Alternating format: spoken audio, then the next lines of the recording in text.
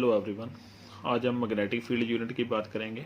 उसका first chapter जो है वो देखिए क्या है, magnetic field due to current. Step by step हम पूरा यूनिट करेंगे। यहाँ पर फर्स्ट देखिए चैप्टर क्या है, magnetic field due to current. सबसे पहले इसमें मैग्नेटिक फील्ड क्या होता है।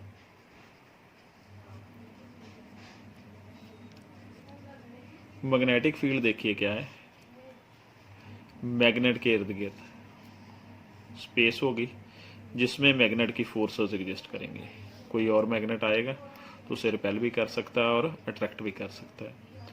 और क्या मैग्नेटिक फील्ड की और क्या डेफिनेशन होगी, कोई करंट कैरिंग वायर होगी। करंट कैरिंग वायर जिसमें से करंट पास कर रहा हो, उसके आसपास जो फील्ड होगा या उसके पास आसपास जो स्पेस होगी उसमें केस की फोर्सेस एग्जिस्ट करेंगी, उस करंट कैरिंग वायर की फोर्सेस एग्जिस्ट करेंगी। करंट का शॉक जो होता है वो अट्रैक्टिव होता है, इसलिए जो करंट वाली वायर होती है वो भी क्या होती है, मैग्नेट की तरह बिहेव करती है। तो उसके इर्द गिर्द जो स्पेस होगी उसमें क्या होगा, मैग्नेटिक फील्ड। फिर आप बोल सकते हो मैग्नेटिक फील्ड क्या है, the space around a magnet और a current carrying wire in which its magnetic forces can be exist. जो मैग्नेट होगी उसके कारण तो मैग्नेटिक फील्ड होगा ही, पर जो करंट वाली तार होगी, जो करंट वाली वायर होगी, उसके कारण भी क्या होगा, मैग्नेटिक फील्ड होगा। उसके इर्द गिर्द जो स्पेस होगी वो भी किसकी, उसमें भी क्या होगा, मैग्नेटिक फील्ड होगा। मैग्नेटिक फील्ड को बी वेक्टर के साथ डिनोट किया जाता है। ये वेक्टर क्वांटिटी है, इसकी डायरेक्शन नॉर्थ से साउथ होती है। डिटेल में इसकी बात जो है नेक्स्ट चैप्टर में होगी। उसके बाद देखिए, जब कोई चार्ज पार्टिकल मैग्नेटिक फील्ड में मूव करेगा तो उस पर फोर्स कितना एक्ट करेगा। नेक्स्ट टॉपिक है the force acting on moving charge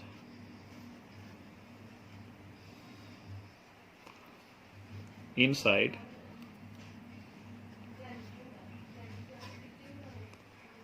magnetic field.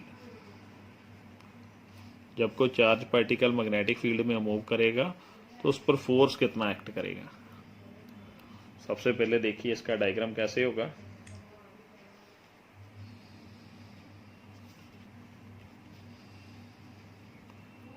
ये एक्स एक्सिस,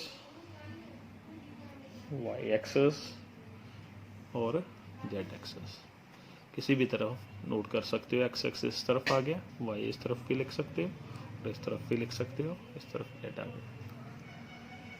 अब देखिए सबसे पहले इस तरफ जो होगा वो मैग्नेटिक फील्ड की डायरेक्शन होगी।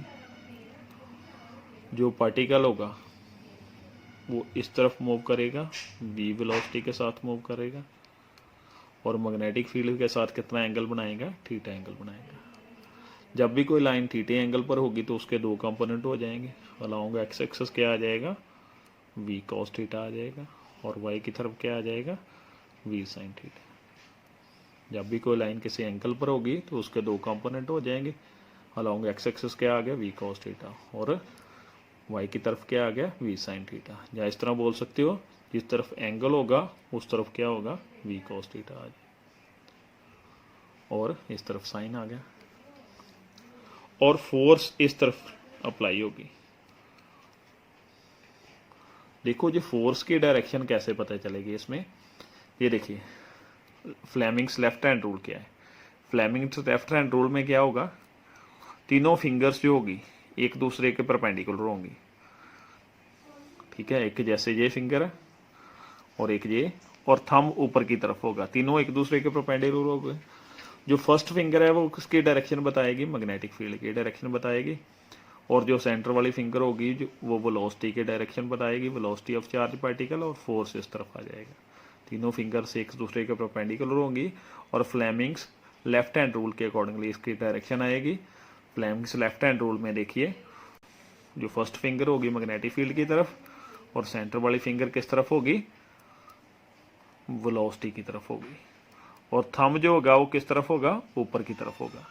ठीक है, अब देखिए इस पर जो जब भी चार्ज पार्टिकल मैग्नेटिक फील्ड में मूव करेगा तो इस पर फोर्स अप्लाई होगी।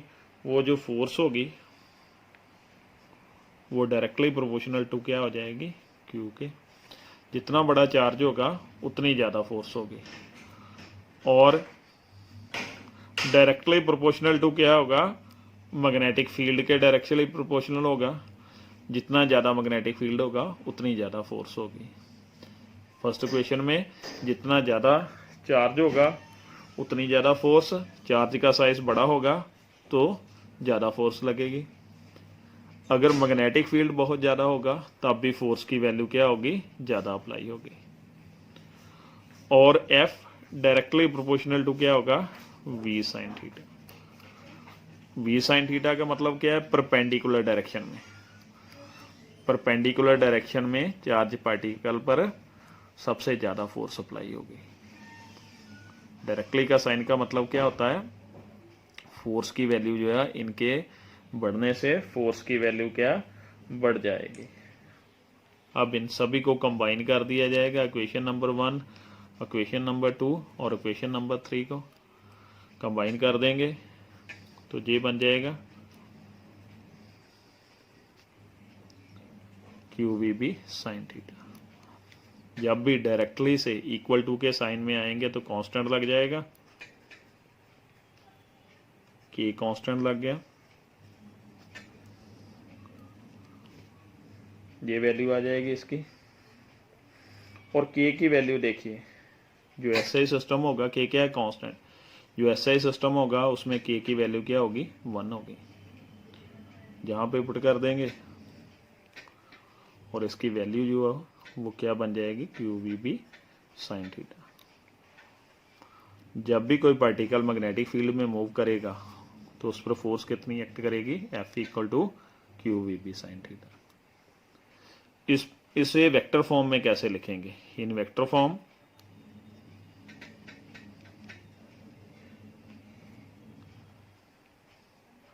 वेक्टर फॉर्म में ऐसे लिख देंगे इसे, F vector Q V vector cross B vector लिख दिया जाएगा। वो कैसे, ये फॉर्मूला है आपके पास, A cross B, A B sine theta, ये फॉर्मूला आ गया। ए और बी की जगह कौन आ गया, V और B, और साइन थीटा उसी, इसका फॉर्मूला A क्रॉस B, यानी कि क्या बन गया, V क्रॉस B। और क्रॉस इन्हीं दोनों में आएगा जिन दोनों में एंगल होगा। ऊपर डायग्राम में देखिए, इन दोनों में एंगल है, मैग्नेटिक फील्ड और वेलोसिटी के बीच में, इसलिए क्रॉस का साइन इन दोनों के बीच में आएगा। और जब भी कोई चार्ज पार्टिकल मैग्नेटिक फील्ड में मूव करेगा तो उस पर फोर्स कितनी लग जाएगी, QVB साइन थीटा। अगर वेक्टर फॉर्म में लिखना चाहते हो तो ऐसे लिख सकते हो इसे। अब देखिए इतनी फोर्स एक्ट करगी और इसका स्पेशल केसेस क्या होंगे। स्पेशल केसेस नंबर 1 में देखिए, जब एंगल की वैल्यू क्या होगी, 0 और 180 डिग्री। 0 डिग्री का मतलब क्या है, पैरेलल डायरेक्शन, और 180 डिग्री का मतलब क्या है, anti parallel direction. Parallel direction में एंगल की वैल्यू क्या होगी, 0। पैरेलल इस तरफ होता है, एंगल 0 आएगा, और एंटी पैरेलल में क्या आ जाएगा, 180। दोनों ही केसेस में साइन थीटा की वैल्यू क्या होगी, 0 होगी। साइन 0 भी 0 होता है, और साइन 180 जो होता है वो भी क्या होता है, 0 होता है। जहाँ पे पुट कर देंगे इस इक्वेशन में, F equal to QVB sine theta की जगह क्या लिख दूँ, 0, और फोर्स की वैल्यू क्या मल्टीप्लाई होकर आ जाएगी, 0।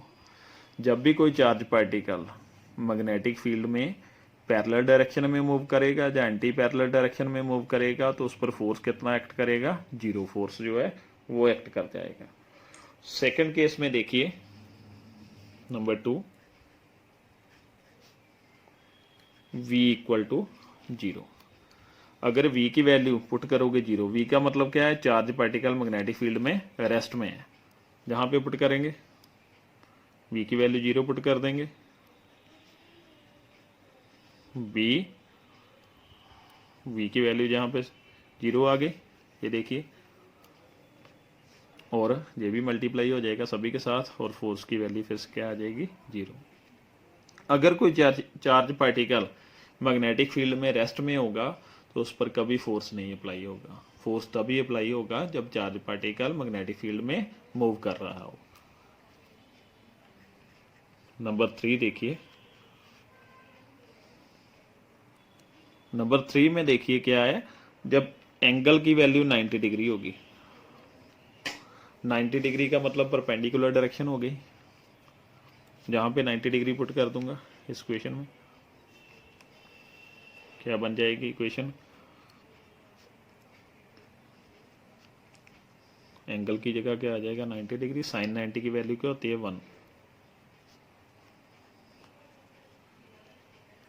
और एफ की वैल्यू क्या बन गई क्यू वी बी वैल्यू बन गई, और ये मैक्सिमम जो है फोर्स सप्लाई होगा। मैक्सिमम क्यों फोर्स सप्लाई होगा, क्योंकि साइन की वैल्यू क्या मैक्सिमम होती है 1 होती है, इसलिए फोर्स की वैल्यू भी क्या होगी मैक्सिमम।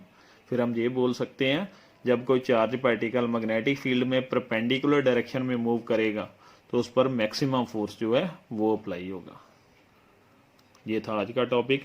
नेक्स्ट टॉपिक की जो है हम नेक्स्ट लेक्चर में बात करेंगे। Okay, bye bye.